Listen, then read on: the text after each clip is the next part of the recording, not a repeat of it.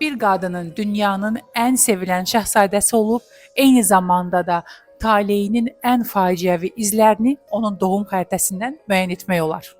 Prinses Diananın xəritəsi məşhurluq, xalq sevgisi, eyni zamanda həyatının dramatik sonluğunu açıq şəkildə ifadə edir.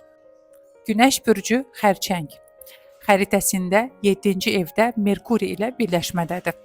Diana münasibətlər və partnyorluq mövzuları ilə yadda qalmağa gəlmişdi. 7-ci ev vurğusu göstərir ki, onun adı, partnyoru və evlilik həyatı ilə birlikdə tarixə yazılacaqdı. İnsanların onun danışma səbəbi təkcə özü deyil, münasibət hekayəsi də oldu. Doğuça ay və Cənubi ay düyümü birləşməsi. Burada azadlıq və üsyan enerjisi var idi. Qaydalar içində yaşamaq istəməyən, emosional olaraq sərbəstlik axtaran bir ruh. Lakin bu azadlıq ehtiyacı həyatında tez-tez gərginlik və problemlər yarada bilərdi. Diana da məhz kral protokolları ilə şəxsi azadlığı arasında qalmışdı. Yüksələn bürcünün idarəçisi olan Yupiter 2-ci evdədir. 2-ci ev sahib olduqlarımız və maddi resurslarla bağlantılıdır. Yupiter bolluq, bərəkət, maddi status və təhlükəsizlik göstərgəsi idi. Diananın həyatında hər zaman dövlət, maddi imtiyazlar və eyni zamanda status mövcud idi.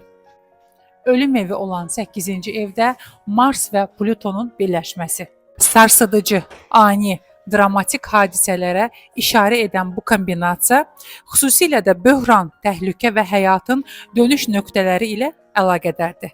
1997-ci il yaşanan tutulma onun Plutosunu aktivləşdirir. Diananın ölüm ili tranzit baxımından diqqət çəkir.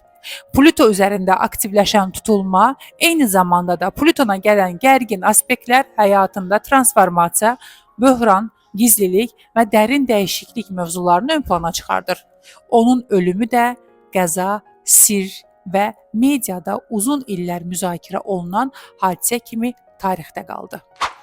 Beləliklə, Prinses Diananın xəritəsi onu göstərir ki, bəzi taleylər sadəcə yaşanmır, eyni zamanda tarixə çevrilir.